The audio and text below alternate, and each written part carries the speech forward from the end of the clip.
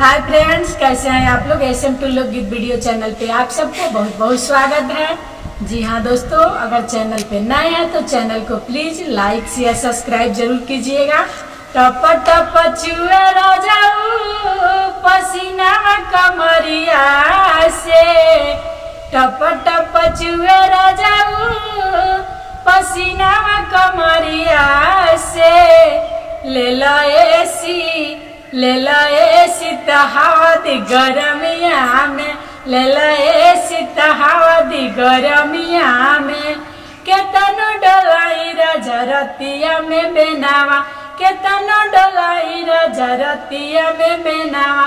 रेंगेला सौ से बदन में पसीनावा, मन करे फेंकी दी बलाम साड़िया मरमिया में।